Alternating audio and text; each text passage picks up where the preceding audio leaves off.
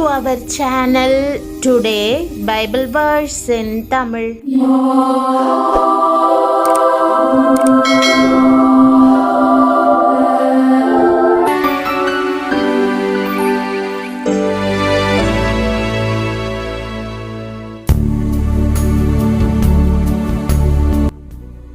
இன்றைய வசனம் ஏசாயா 30ஆம் அதிகாரம் 18ஆம் வசனம்.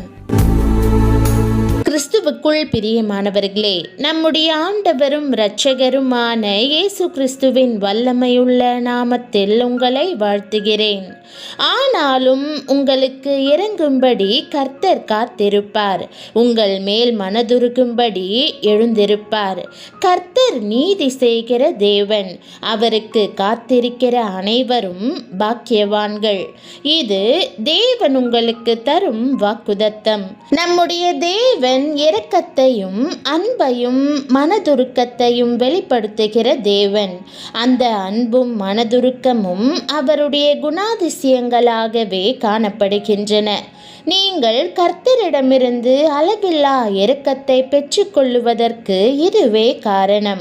ஒரு நாள் கர்த்தர் மோசேயை பார்த்து, எவன் மேல் இரக்கமாயிருக்க சித்தமாயிருப்பேனோ அவன் மேல் இரக்கமாயிருப்பேன், எவன் மேல் உருக்கமாயிருக்க சித்தமாயிருப்பேனோ அவன் மேல் உருக்கமாயிருப்பேன் என்றார்.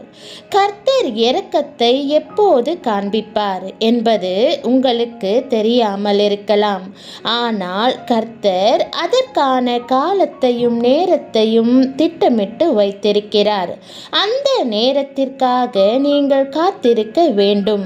வேதம் சொல்லுகிறது, அவருக்கு காத்திருக்கிற அனைவரும் பாக்கியவான்கள். தேவன் பொறுமையோடு காத்திருக்கும் போது உங்களாலே பொறுமையாய் காத்திருக்க முடிவதில்லை. ஆகவேதான் முறுமுறுக்கிறீர்கள், தேவனுக்கு விரோதமாய் பேசுகிறீர்கள். சங்கீதக்காரன் சொல்லுகிறான், நான் கூப்பிடுகிறதினால் இளைத்தேன், என் தொண்டை வறண்டு போயிற்று. என் தேவனுக்கு நான் காத்திருக்கையால் என் கண்கள் பூத்து போயிற்று. என் ஆத்துமா மிகவும் வியாகுலப்படுகிறது. கர்த்தாவே, எதுவரைக்கும் இறங்காதிருப்பீர்? உம்முடைய இரக்கத்தை காண்பிக்க இன்னும் எவ்வளவு காலமாகும் என்று சங்கீதக்காரனைப் போல நீங்களும் சோர்ந்து போகிறீர்கள் அல்லவா? ஆனால் கர்த்தர் உங்களுக்கு இரக்கம் செய்யும்படி காத்திருக்கிறார். கிறிஸ்துமஸ் நாளிலே தம் வீட்டில் நடந்த நிகழ்வை ஒரு சபை போதகர் இவ்வாறாக தம் சபை மக்களிடம் பகிர்ந்து கொண்டார். என்னுடைய மனைவி அருமையான கேக்குகளை செய்வார். அவர் அந்த கேக் செய்வதற்கான மாவை பிசையும் போது பிள்ளைகளும் கூட இருப்பார்கள். பிசைந்து வைத்த மாவை ஓவனில் வைத்து வேகும்படியாக அதை செட் பண்ணி வைப்பார்கள். கேக் எப்பொழுது தயாராகும் என்று பிள்ளைகள் ஆவலாய் பார்த்து கொண்டே இருப்பார்கள். அப்போது மகன், அம்மா, அந்த கேக் தயாராகிவிட்டது, கொடுத்து விடுங்கள், எவ்வளவு நேரம் காத்து கொண்டிருப்பது என்று கேட்பான். அதற்கு என் மனைவி சாந்தமாக, நான் அவசரப்பட்டு எடுத்து கொடுக்க முடியாது. ஒருவேளை உள்ளே அது வேகாமல் இருந்தால் அதை நீ முழுமையாய் சாப்பிட முடியாது. ஆகவே வேகும் வரை பொறுமையாய் காத்திரு. நானும் சரியான நேரத்திற்காக காத்திருக்கிறேன் என்று சொல்லுவார் என்று அந்த சபை போதகர் கூறி முடித்தார். அப்படித்தான் பரலோக தேவனும் சரியான நேரத்திலே உங்களுக்கு இரக்கத்தை செய்யும்படி காத்திருக்கிறார். பிரியமானவர்களே, நீங்கள் பிரச்சனையின் நேரத்திலும் போராட்டத்தின் நேரத்திலும் சோர்ந்து போய்விடக்கூடாது. கர்த்தருக்காக பொறுமையுடன் காத்திருக்கும் போது கர்த்தர் நிச்சயமாய் உங்களை பெரிதாய் ஆசிர்வதிப்பார். தாம் மனதுருக்கமுள்ள தேவனானதால் கர்த்தர் உங்கள் பேரில் இரக்கமாய் இருப்பார். பல வேளைகளில் நாம் நியாயத்தின் தேவனாக அவரை எண்ணுகிறோம். ஆனால் உங்கள் பேரில் இரக்கமாய் இருப்பதற்காக நியாயம் செய்கிறார். முதலாவது, தம்மிடமாய் மனம் திரும்புகிறவர்கள் மேல் அவர் இரக்கமாயிருக்கிறார். வேதம், நீங்கள் கர்த்தரிடத்துக்கு திரும்பினால் இந்த தேசத்திற்கு திரும்புகிறதற்கும் அது ஏதுவாகும். உங்கள் தேவனாகிய கர்த்தர் கிருபையும் இரக்கமும் உள்ளவர். நீங்கள் அவரிடத்திற்கு திரும்பினால் அவர் தம்முடைய முகத்தை உங்களை விட்டு விலக்குவதில்லை என்று கூறுகிறது.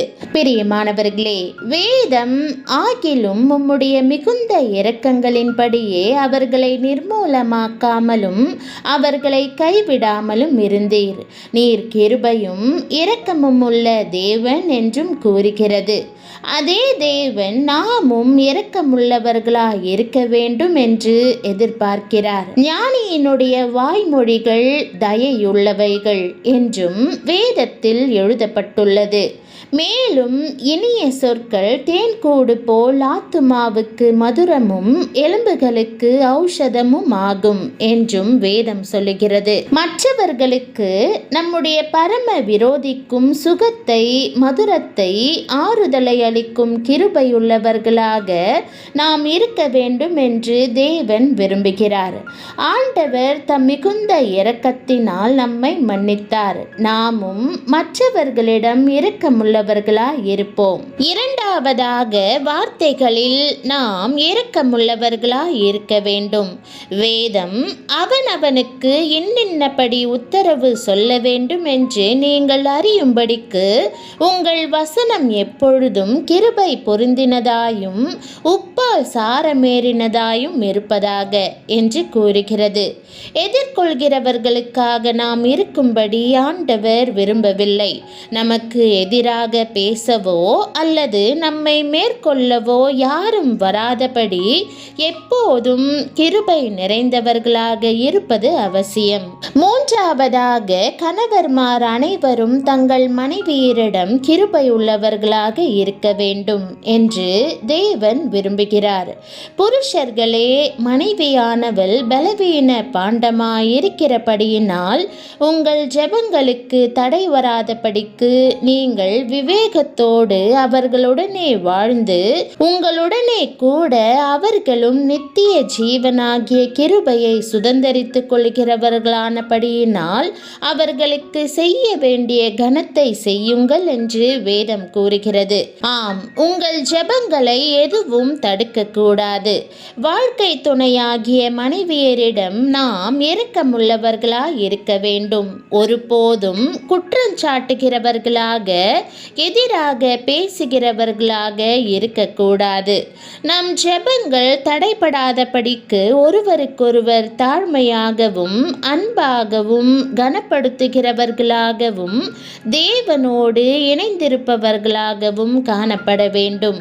நான்காவதாக, கொடுப்பதில் இரக்கமுள்ளவர்களாய் இருக்க வேண்டும். நீதிமான் இரக்கத்துடன் உதாரத்துவமாக கொடுக்கிறான். தேவன் உங்கள் மேல் கிருபையாய் இருக்கும்படி எல்லாவற்றிலும் இதை கட்டளையிடுவாராக. கிருபையாயிருக்க சித்தமுள்ளவராயிருக்கும் தேவன் மனம் திரும்பி கருணையுடன் பேசி தாழ்மையுடன் உங்கள் குடும்பத்தை நேசித்து இரக்கத்துடன் கொடுக்கும்படி தமது கிருபையை உங்கள் மேல் பொழிந்தருளுவாராக. கிருபையுள்ள தேவன் தாமே உங்கள் வாழ்க்கையை தம் கிருபையை உண்மையாக உலகிற்கு கொண்டு செல்கின்றதாக மாற்ற விரும்புகிறார்.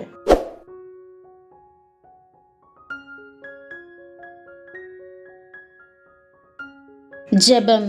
கிருபையுள்ள கர்த்தரே, இரக்கத்திலும் மனதுருக்கத்திலும் நிரம்பிய தேவனே, உங்களுக்கு இறங்கும்படி கர்த்தர் காத்திருக்கிறார் என்று நீர் கொடுத்த வாக்குத்தத்தத்திற்காக உம்மை ஸ்தோத்தரிக்கிறேன். என் மேல் அனுதினமும் கிருபையாயிருப்பதற்கு வாஞ்சையாயிருப்பதினால் உம்மை ஸ்தோத்தரிக்கிறேன்.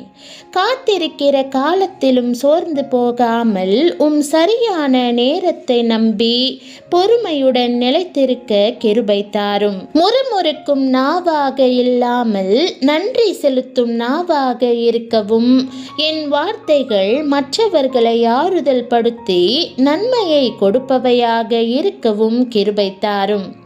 என் குடும்பத்தாருக்கும் காத்திருக்கிற கிருபையையும் இரக்கமுள்ள இருதயத்தையும் தந்து ஒருவர் மேல் ஒருவர் அன்போடும் இரக்கத்தோடும் நடக்க கற்பித்தருளும். நீர் காத்திருக்கிற நேரத்தில் அதிகமான இரக்கத்தாலும் ஆசிர்வாதங்களாலும் எங்களை தாழ்மையாக்கி ஆசிர்வதியும். தாழ்மையுள்ள இருதயத்துடன் மனம் திரும்பி உம்மிடம் வருவதற்கு எனக்கு கற்றுக் கொடுத்தருளும். என் வாயின் வார்த்தைகள் கிருபையும் மதுரமும் மற்றவர்களை குணமாக்குகிறவையுமாய் இருப்பதாக. என்னை விரோதிக்கிறவர்களுக்கும் அன்பு காட்ட எனக்கு உதவும். என் பேச்சு அன்பையும் ஒரு மனதையும் காட்டுவதாக இருக்கட்டும். குடும்பமாக ஒருவர் பேரில் ஒருவர் இரக்கமுள்ளவர்களாயிருக்கவும் கனப்படுத்தவும் உதவி செய்யும். நீர் எனக்கு தருவது போல மற்றவர்களுக்கு கொடுப்பதற்கு விரும்பும் உதார குணமுள்ள இருதயத்தை எனக்கு அருளிச் செய்திடும். உம் கிருபை என் மூலமாக பாய்ந்து நான் சந்திக்கிற ஒவ்வொருவருக்கும் கிடைக்க அருள் புரிய வேண்டும் என்று இயேசுவின் நாமத்தில் ஜெபிக்கிறேன் நல்ல பிதாவே, ஆமென். தேவனுடைய நாமம் மகிமைப்படுவதாக. ஆமென்.